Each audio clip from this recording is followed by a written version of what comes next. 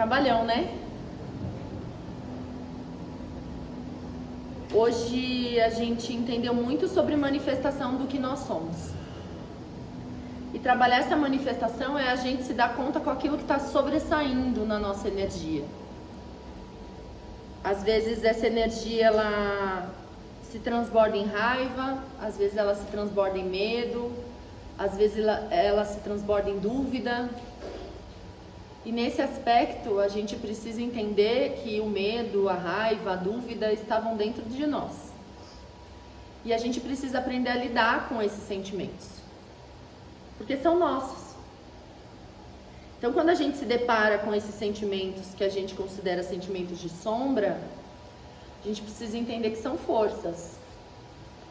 O medo vem como alerta, a dúvida vem como um questionamento para a gente entender qual é o caminho que a gente quer seguir. A raiva vem como um impulso de fazer. Na realidade, não são os sentimentos que são negativos, são a forma como nós agimos em cima deles. Eu sempre trago aqui e vou falar de novo. A raiva para mim ela é um impulso. Ela é uma força que me dá para que eu realize algo. É a minha consciência que vai entender e vai administrar essa raiva, se ela vai virar uma arma contra os outros e contra mim mesma, ou se ela vai virar um impulso para eu fazer aquilo que eu preciso fazer. Eu brinco aqui sempre trazendo o exemplo, que na força da raiva eu lavo um banheiro como ninguém. Às vezes a gente procrastina tanto nas nossas ações do dia a dia, até o momento que dá raiva. Quando dá raiva você vai lá e faz. Quando dá raiva você vai lá e resolve. O medo, ele sempre vem com o desconhecido. Quando eu entro num campo onde a minha mente não tem arquivo para me trazer, ou esse arquivo ele é muito negativo, ele sempre vai vir como um alerta. Cuidado, porque você está entrando numa zona perigosa, que pode ter sido perigosa para você, ou para alguma pessoa próxima, que te deu algum exemplo de negatividade em cima daquela ação. Então é natural dar medo na gente quando a gente vai fazer algo novo, quando a gente vai se jogar no desconhecido, ou quando a gente vai se jogar numa situação que nos lembra algo que já foi negativado. Então, quando a gente nomeia esse sentimento e a gente interpreta esse sentimento do porquê que ele apareceu, a gente consegue transpor. Porque nada que existe dentro de nós é maior do que a gente. Nada. Nada. Trabalho passado a gente trabalhou os nossos vícios. E não eram vícios externos, eram vícios de pensamento, de comportamento. Aquilo que a gente sabe que é ruim, mas que a gente fala, caramba, quando eu vejo eu fui lá e fiz. E esse quando vejo eu fui lá e fiz, faz parte da nossa sombra. O que é na realidade a nossa sombra? É aquilo que a gente não iluminou. É aquilo que a gente coloca num lugar dentro da gente que a gente não quer ver, que a gente não quer sentir, que a gente não quer acreditar.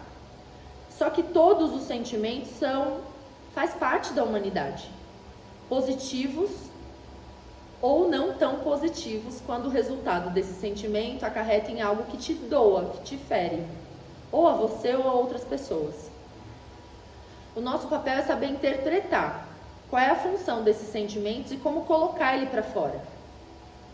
Às vezes entrar em contato com o nosso lado mais obscuro faz com que a gente perceba que essa obscuridade ela pode ser liberada sem magoar ninguém.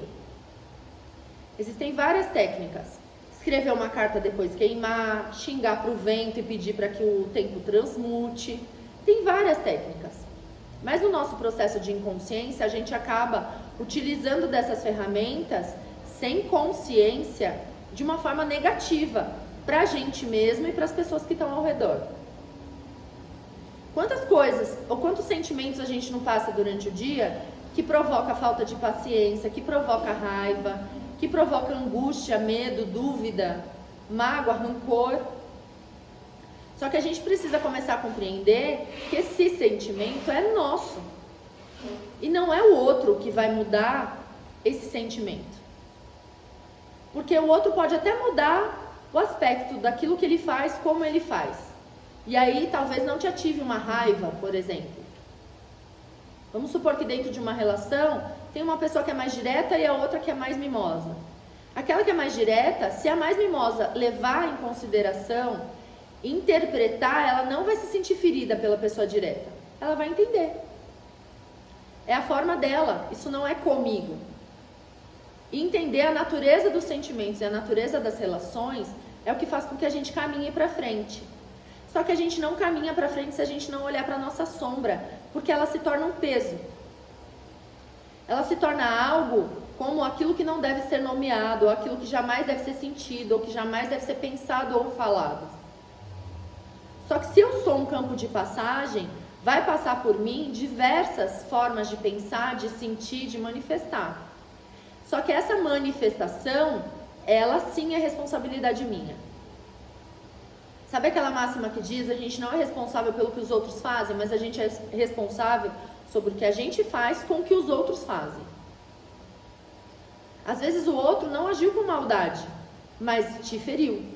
Pegou no lugar teu que estava ali, inconsciente, doloroso, talvez mexeu numa ferida já anterior, já antiga. E aí a gente precisa começar a compreender esses desdobramentos. O que eu vou fazer com isso? Primeiro, eu preciso olhar para essa ferida e curar. Talvez seja uma ferida da infância, talvez não seja, talvez seja uma ferida recente.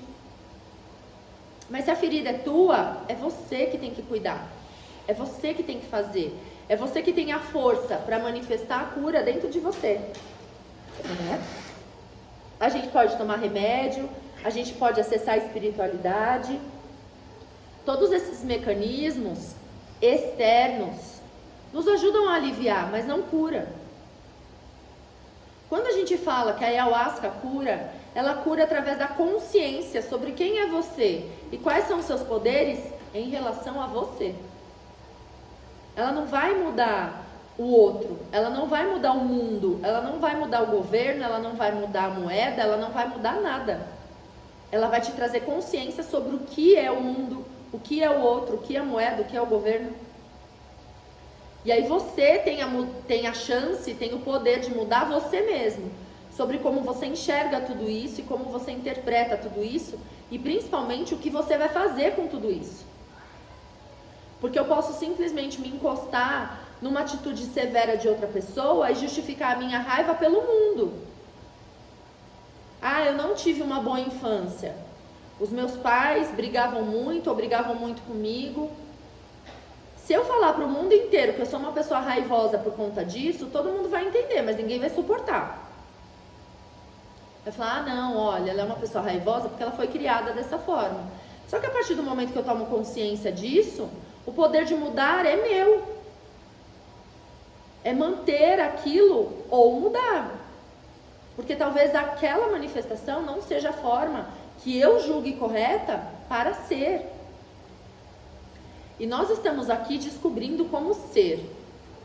Como ser, como viver, como manifestar esses sentimentos, pensamentos, emoções que passam pelo meu campo todos os dias, 24 horas por dia. Quantas vezes a gente vai dormir super bem, acorda de ovo virado? E a gente fala, acordei assim. Aí parece que a gente, acordei assim, a nossa raivinha tem que assustar o mundo, porque ninguém tem que fazer nada porque eu acordei de ovo virado. E aí quando a gente percebe o tamanho do nosso grito de formiga, no meio dessa imensidão toda, e a gente entende que o outro não é capaz ou não é obrigado a nada. Ninguém é obrigado a suportar a sua raiva, o seu mau humor, o seu jeito estúpido de falar, ou vice-versa, assim como também você não é obrigado a suportar o mau jeito de falar do outro, porque você tem escolhas. E essas escolhas são de domínio próprio. É claro que nós fazemos muitas escolhas baseadas na vontade de outras pessoas durante a vida. Faz parte. Só que a gente precisa começar a aprender a bancar essas nossas escolhas. Bancar quem nós somos. Bancar a nossa própria história. O que eu quero da vida? O que eu estou dando para o mundo e para a vida? A partir do momento que eu percebo que tudo é um espelho. Tudo é um espelho. E principalmente, como que é a gestação desse meu novo ser? E quando eu falo de gestação, eu estou falando do tempo que a gente espera ativamente as nossas mudanças realmente serem concluídas. Porque a gestação, ela serve para a mudança se completar nessa dimensão. Vamos falar de gestação de uma criança? A média da gestação de uma vida são 9 meses. A média. Tem umas que nascem de 7, de 8, de 6, de 4. Então aí, vivinhas, andando pela vida, andando pelo mundo. Só que ela precisou de um tempo de gestação para que ela estivesse pronta para viver a vida e andar pelo mundo. Assim também são os nossos projetos. Eu venho no ritual de ayahuasca e aí ela me mostra que eu preciso ser mais paciente. E aí eu acho que amanhã eu tenho que ser mais paciente. Eu esqueço que para eu chegar lá, existe um processo de gestação. Para que essa transformação realmente ocorra. E dentro dessa transformação é onde eu vou lidar com as minhas sombras. É onde eu vou lidar com aqueles aspectos que me deixam sem paciência. Que fazem eu perceber que, opa, ainda não cheguei lá. Mas eu vou chegar. Porque se eu estou com intuito e determinação, eu preciso entender que eu vou ter que limpar a casa para depois decorar ela do jeito que eu quero. A gestação nesse planeta, ela tem tudo a ver com os nossos processos de mudança. A gente está num ano regido por Saturno. Saturno é o senhor da sabedoria. Essa sabedoria não vai aflorar na gente de uma forma tranquila. Porque as situações vão provocar essa sabedoria dentro de nós. Isso é viver uma vida terrena. Tanto que tem um ano de regência. Começa agora dia 20 de março e termina dia 19 de março do ano que vem. E aí como é que a gente faz? Gesta. Gesta esse novo ser, gesta essa sabedoria advinda de mim. Gesta a minha aproximação da minha essência. Que por viver numa cultura determinada, num bairro, numa família ou em coisas determinadas, me moldaram da forma como era aquilo. Ali é a minha raiz. Mas para onde eu vou crescer, a determinação é minha. É minha. Eu posso crescer grudada na árvore que me gestou. Ou eu posso simplesmente ser plantada do outro lado do planeta. Ser humano tem as raízes fictícias para lembrar de onde nós viemos. Mas a gente tem perna, mostrando que a gente pode andar para onde a gente quiser ir. É importante lembrar, honrar as nossas raízes, porque foi de lá que a gente veio. Mas a gente não é obrigado a se transformar naquilo que a minha raiz determina. Porque esse é o mistério da vida humana. A gente pode ser o que a gente quiser. Só que o que a gente quiser não é um toque de mágica. Não é instantâneo.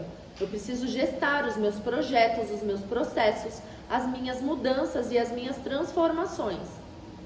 Entender que numa tacada só, nem sempre eu vou atingir todos os meus degraus. Ou todas as dimensões internas que eu tenho. Tudo isso faz parte de um exercício de manifestar e de um exercício de se reconhecer. Eu me reconheço e manifesto. Me reconheço e manifesto. Quer traduzir? Feminino me reconhecendo, masculino manifestando. Uma gestação ela só acontece com a união desses dois. Que era o papo que eu estava tendo com a Ana no começo do trabalho.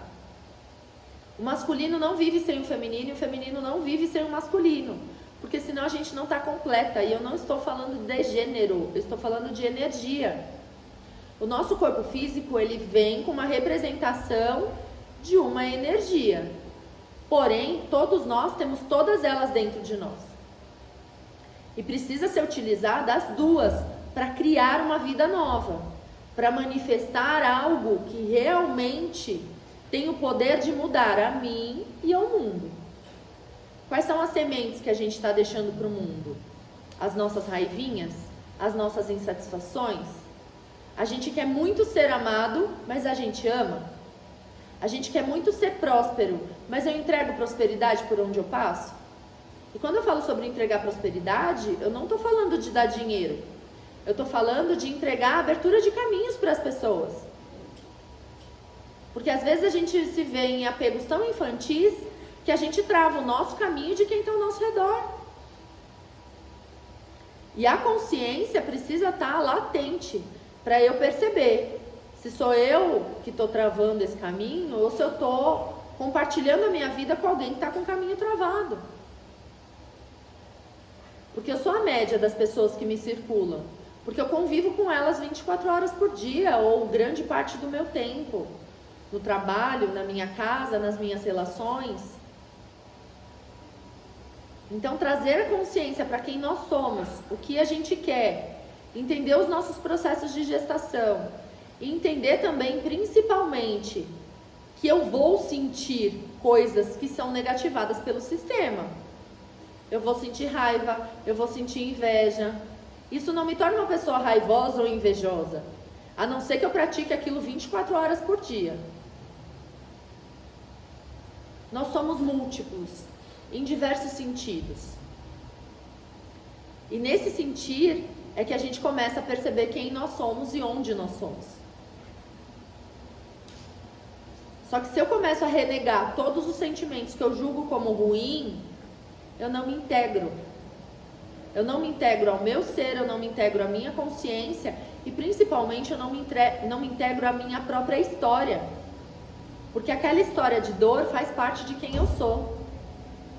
Se eu renego, eu estou renegando parte de mim, que esconde muitas vezes uma força vital para eu expandir, para eu crescer e para eu evoluir. Então, quando a gente abre um trabalho com a Sagrada Medicina da Floresta, independente de qual seja a egrégora que vai manifestar naquele trabalho, a gente sempre está trabalhando a expansão da nossa consciência, que foi adormecida por diversos aspectos da vida. E quem tem que tirar essas camadas, esses véus, somos nós. A gente tem a ajuda das plantas, a gente tem a ajuda da espiritualidade, a gente tem a ajuda do planeta, a gente tem a ajuda de amigos, a gente tem a ajuda de pessoas que estão dispostas a ajudar nesse processo de expansão.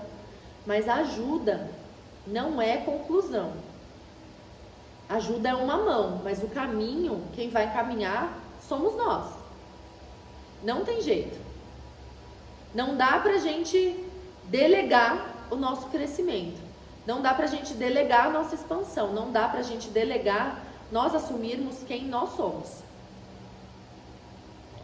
Então, trabalhar com a linha de esquerda, dessa forma mais profunda, com as Sagradas Medicinas, é olhar a nossa própria sombra e escolher qual é o caminho que eu escolho manifestar. Porque a tua espiritualidade vai estar com você em qualquer tempo, em qualquer momento. Você escolhendo fazer maldades ou bondades. Mas ela vai estar com você. Às vezes não tão próxima, porque se a gente fechar a porta por dentro, eles ficam ali esperando o seu tempo. E eles têm uma paciência que a gente nem sabe. Vocês assistiram o Nosso Lar 2?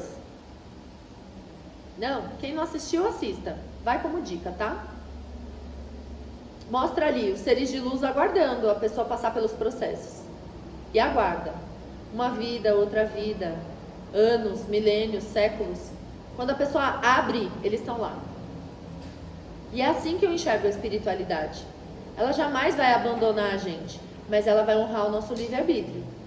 E muitas vezes o nosso livre-arbítrio, a gente escolhe ficar no sofrimento.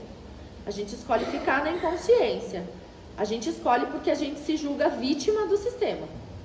A gente se julga vítima porque eu tenho raiva porque o outro me fez isso. Eu não cresço porque o outro não deixa. Eu não cresço porque... E aí esses porquês, que sempre são externos, na realidade, tiram o nosso poder. Arrancam o poder que a gente tem. Que ao invés de assumir e se empoderar, faz com que a gente se perca de nós mesmos. Da nossa própria capacidade de se transformar, de crescer e de evoluir. Então, cuidado com o julgamento. Às vezes, aquilo é negativo por conta de uma perspectiva. A minha perspectiva, neste momento, vê aquilo como total nocivo. Mas talvez eu precise daquilo em algum momento. Vamos trazer um exemplo? Graças à espiritualidade, a todas as forças, a gente está descobrindo um remédio numa planta que é extremamente negativada pela sociedade, que é a cannabis. Hoje, eu tenho pessoas na minha família que tem Alzheimer e está fazendo tratamento com óleo medicinal de cannabis. Dentro de um núcleo onde falar sobre cannabis há 2 anos atrás, imagina, era marginalizado. E o que eu estou dizendo é que muitas vezes a diferença entre a cura e o sofrimento pode ser a dose ou o entendimento. Porque se isso continuasse até hoje, esse remédio não entrasse na vida dessa pessoa, ela estaria muito pior do que ela está. Vocês conseguem entender como a nossa perspectiva às vezes negativa as coisas? A nossa falta de conhecimento, a nossa falta de entendimento.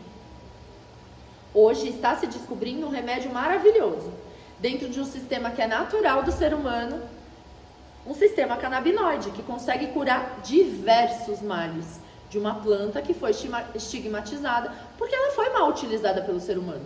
Ela foi. Não dá pra gente negar. Mas aí a gente começa a perceber, peraí, será que é só ruim mesmo? E eu tô falando da cannabis, mas a gente pode abrir isso para tantas outras coisas. Será que é sempre ruim fazer isso? Ou existem exceções?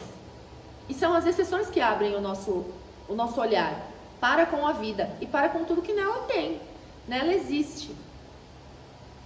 Será que é tão ruim assim ter raiva? Às vezes é a raiva que tira a gente do sufoco, meu amor. Na raiva a gente fala não e põe limite. A gente está se sentindo usado, usurpado, constrangido, e é na raiva que a gente grita um não e põe limite. Aí acabou. Resolveu.